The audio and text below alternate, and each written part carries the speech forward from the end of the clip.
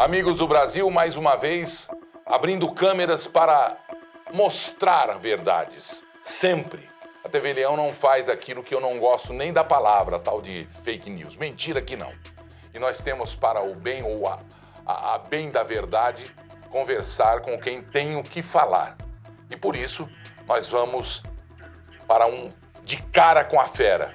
Vamos cutucar, espremer, perguntar, questionar Dr. Fernando Capês, Procon São Paulo, ex-diretor do Procon São Paulo.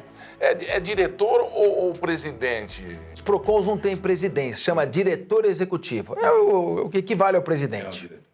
E eu começo com uma pergunta ao Dr. Capês, que vai abraçar o Brasil inteiro, que está em dúvida e inconformado como eu. Dr. Fernando Capês, especialista, um dos grandes juristas desse país, nada é possível fazer contra o abuso dos aumentos dos planos de saúde. O meu, no próximo aumento, eu vou ter que pensar em um outro. Meu querido Gilberto Barros, parabéns pelo seu programa, por estar aqui com você, uma satisfação enorme, embora seja sempre um desafio, porque o leão ruge para todo mundo. De cara com a fera não é fácil, Mas veja bem. Vou espremer, viu? Não tem problema, por isso que eu vim, porque você fala, não tem rabo preso com ninguém. Você gosta de uma boa briga? Eu gosto, não tem problema nenhum. Tá bom. Mas olha, essa boa briga é com os planos de saúde. Os planos de saúde atuam sem nenhuma transparência. Então você teve agora um reajuste nas mensalidades dos planos de saúde, em alguns casos chegaram a 200%, 180%, 90%, e não há explicação por que o reajuste foi desse valor, tão alto assim. Então nós pedimos às operadoras dos planos de saúde que informassem ao Procon quais foram as despesas que elas tiveram com hospitais, médicos, tratamentos no ano anterior. Qual foi o índice de aumento nessas despesas? Eu acho justo. Se teve um aumento de 20%, eu acho que elas têm o direito de reajustar em 20% as mensalidades. Agora, se o aumento nas despesas foi de 20%, 30%, e elas reajustam em 200%, isso é uma prática especulativa. Então o Procon pediu transparência. Sabe o que as operadoras disseram ao Procon? Não. O Procon não tem nada a ver com isso. Não é assunto para Procon. Nós, então, fomos até a Agência Nacional de Saúde, a ANS. Provocamos a ANS. E a ANS não respondeu nada. O Procon, então, está movendo um processo contra a ANS, que é a Agência Nacional de Saúde Suplementar, na Justiça Federal, e está processando todos os planos de saúde. Multou todos os planos de saúde. E agora é urgente que haja uma lei federal que determine, em primeiro lugar, a obrigação dos planos de publicarem quais foram as despesas que eles tiveram no ano anterior, para a gente fazer o cálculo correto do índice de reajuste. E segundo, o teu boleto, quando vem o boleto para você pagar o plano de saúde, ele não diz o que você está pagando. E acho que você não sabia disso, Gilberto. Você paga 30% do que você paga para os planos de saúde é despesa de taxa de corretagem e taxa de administração. Só 65%, 70% que é despesas mesmo. Ou seja, despesas burocráticas muito mal explicadas. E agora tem que ter uma lei federal também obrigando o boleto a vir discriminando o que é plano de saúde, despesas com saúde, e o que é despesas burocráticas, que a gente nem sabe o que é. Mas diante disso, já vamos mergulhar em outra coisa mais ardida ainda. Os planos de saúde são da iniciativa privada. A lei do livre comércio, o aumento de preço, a falta de justificativa não se deve exatamente à iniciativa privada e não deve ter controle do Estado sobre isso? Leão, até a página 7. Não se trata de controle do Estado. Se trata de cumprir a legislação e regular as relações privadas entre fornecedor e consumidor. O fato de ser iniciativa privada não significa que haja uma liberdade absoluta, que não haja nenhum tipo de controle, porque o Código do Consumidor considera o consumidor a parte vulnerável, mais frágil na relação, e tem obrigações impostas às empresas e aos fornecedores. Por exemplo, você sabia que o reajuste tem que ser objeto de uma livre negociação entre o consumidor e a operadora? Você já sentou para negociar com a sua operadora? Nunca. Mas está na lei.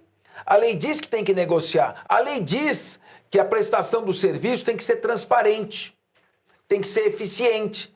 Então, não é porque é iniciativa privada que não há nenhum tipo de obrigação por parte do prestador de serviço. E o que está acontecendo é como eles sistematicamente descumprem a lei, não negociam nada com ninguém, não justificam nada para ninguém.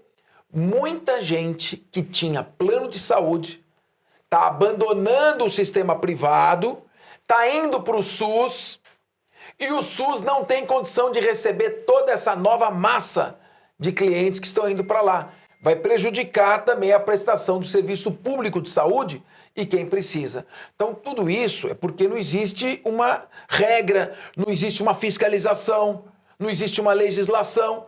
E os planos de saúde fazem o que bem entendem. Então, eu posso lucrar atendendo 10 segurados, mas eu posso ter o mesmo lucro atendendo um só. Os outros 9 que se lixem e que procurem o SUS.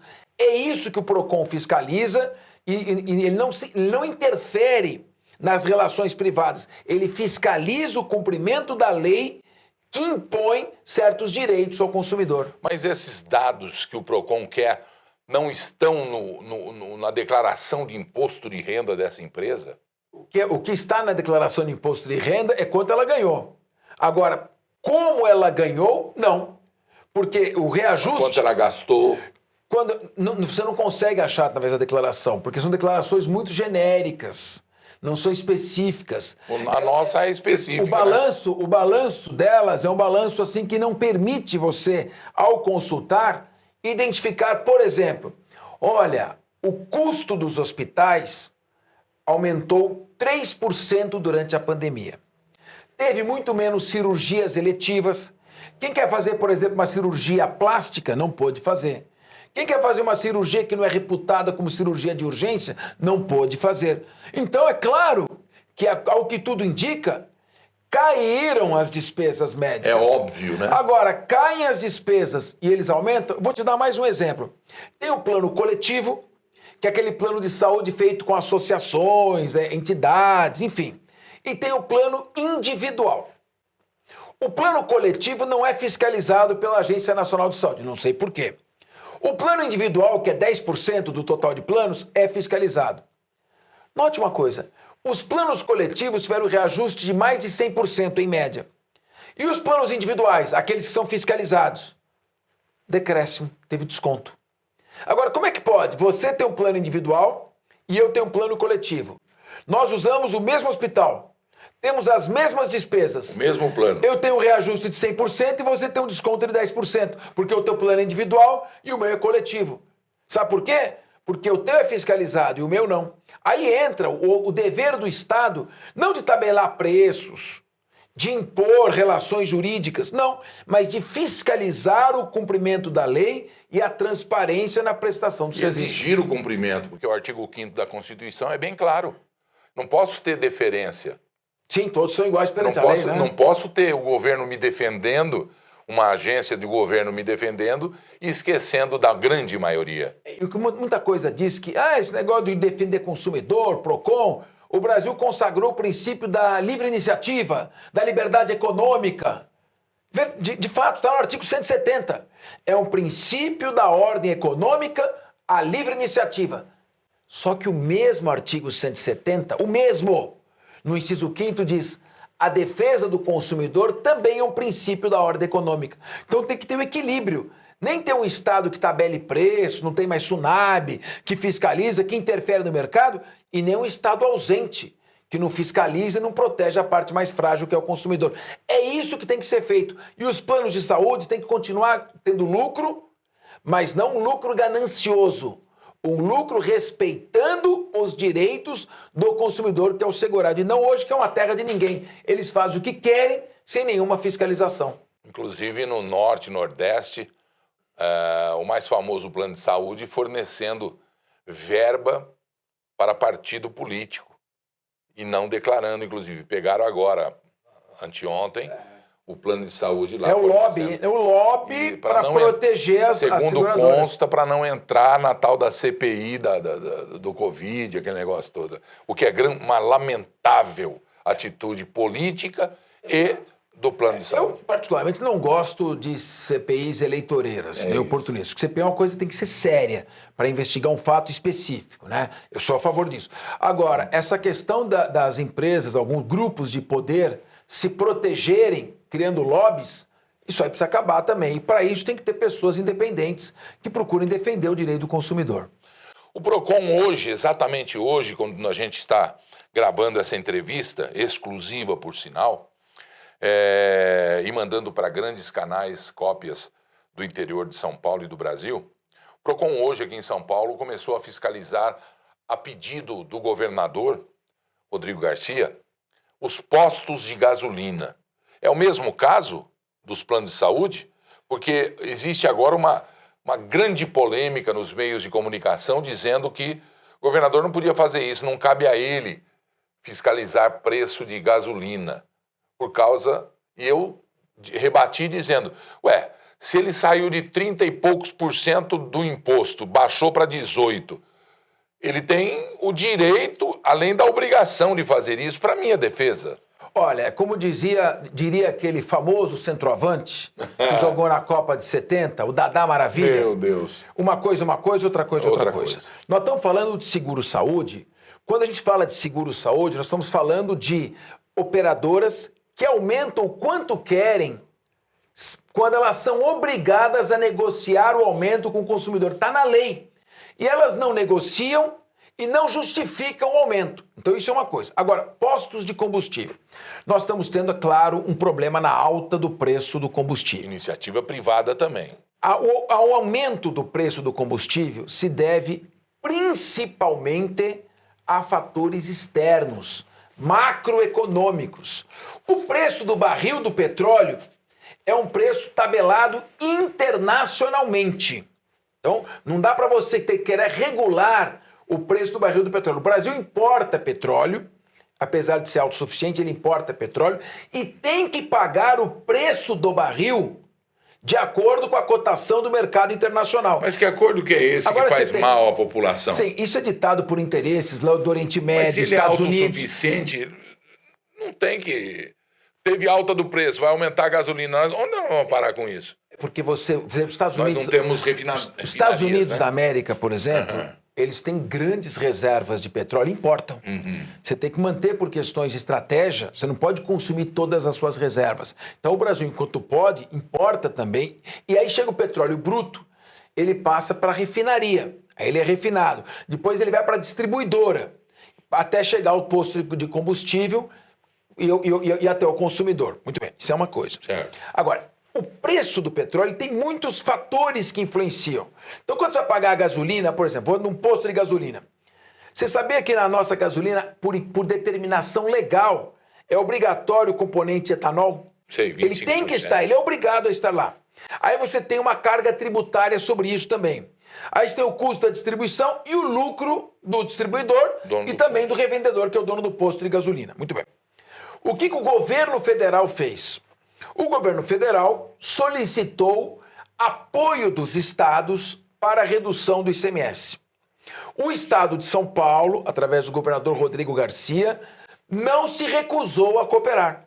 Poderia ter dito, não, eu não vou tirar ICMS, porque esse ICMS é importante, porque é receita do Estado, necessária para fazer as ações públicas, então eu não vou reduzir meu ICMS. Não, o governo aceitou a redução do ICMS, até porque ele tem 57 bilhões de reais para investir, o governo de São Paulo está superavitário, teve uma folga e reduziu o ICMS. Com isso, a gasolina o preço da gasolina, em média, deve cair 50 centavos o litro. 48. Mais ou menos 50 centavos o litro. Isso. Agora, veja bem, o governo faz um esforço. O governo não fabrica dinheiro. Os recursos que chegam para o Estado são recursos provenientes da arrecadação tributária. Isso. Eu estou diminuindo a arrecadação. Mas vai ter uma compensação, né? Mas está diminuindo o ICMS. A compensação pode vir. Mas o fato é que a redução do ICMS é uma redução de receita. Eu estou deixando de receber, estou renunciando receita. Agora, ele vai renunciar receita para um dono de posto de gasolina manter o mesmo lucro? Isso locupletar as custas de uma redução? Centavos. Então, o PROCON tem que fiscalizar. Agora, o PROCON vai fiscalizar, mas não vai multar. O PROCON não vai multar um posto de gasolina que não tenha repassado o desconto ao consumidor. Então, mas ele vai orientar e vai expor. Ele vai informar a população. Este é um posto de gasolina oportunista. Eu não vou multá-lo por causa do princípio da livre iniciativa.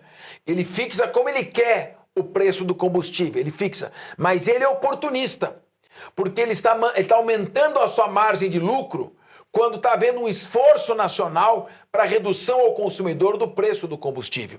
Então nós vamos orientá-lo, vamos conversar, vamos procurar dizer a ele da necessidade dele aderir a isso, porque senão vamos retroceder e não vai ter mais desconto do ICMS. Ou você vai dar desconto do ICMS para aumentar o lucro de um empresário ou para colaborar com a população?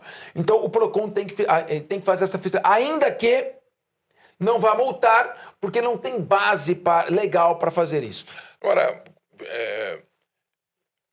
pessoalmente, você não acha que 50 centavos é nada em termos de desconto para quem descontou o ICMS tanto?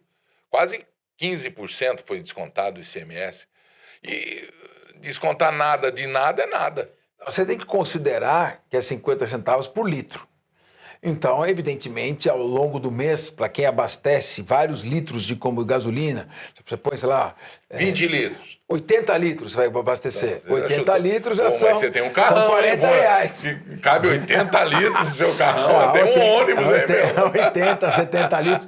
Então, esses carros maiores têm. Entendi. Então você vai ter 40 reais. Aí você vai abastecer 5 vezes por semana, 5 vezes ao mês, são 200 reais. Isso faz diferença na conta da pessoa.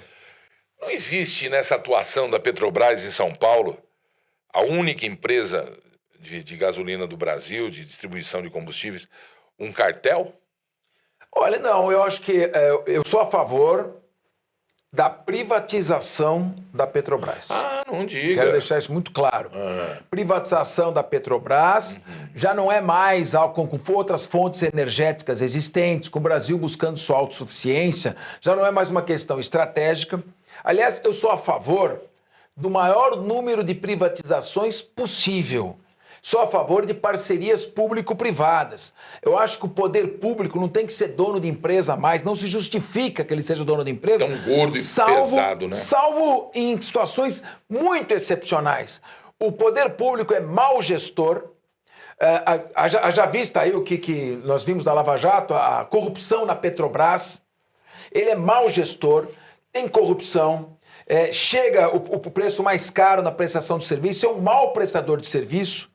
Então, tudo que o particular e a sociedade puderem fazer no lugar do Estado, do poder público, devem fazer. Então, claro, não existe propriamente um cartel. Existe uma atuação quase de monopólio da Petrobras, que precisa ser quebrado. A Petrobras tem que ser privatizada. E a grande burrice que tivemos no país aí nos últimos anos, nos últimos 10, 15 anos, foi querer misturar ideologia com economia. Economia é uma ciência exata. Ou seja, você tem o teu balanço, quanto você arrecada, quanto você gasta. Você vai arrecadar mais, vai gastar menos dessa maneira. Agora, se começar a botar componentes ideológicos vindos da época da Guerra Fria, nós não vamos chegar a lugar nenhum. A China já se tornou um país capitalista. A Rússia se tornou um país capitalista. Hoje você tem Cuba e a Venezuela, infelizmente, ainda no regime socialista. O capitalismo não é uma opção ideológica, é uma opção econômica necessária. Então, evidentemente, eu sou a favor, sim, de que nós privatizar a Petrobras. Nós estamos conversando com o Dr. Fernando Capês, um dos grandes defensores não só do consumidor, mas da população do Brasil inteiro, no que se diz respeito a abusos de empresas, abusos do próprio governo. Vocês viram aí que não tem essa de de banho-maria, de meio termo. É o De Cara com a Fera, é a TV Leão. TV Leão traz entrevistas polêmicas no De Cara com a Fera.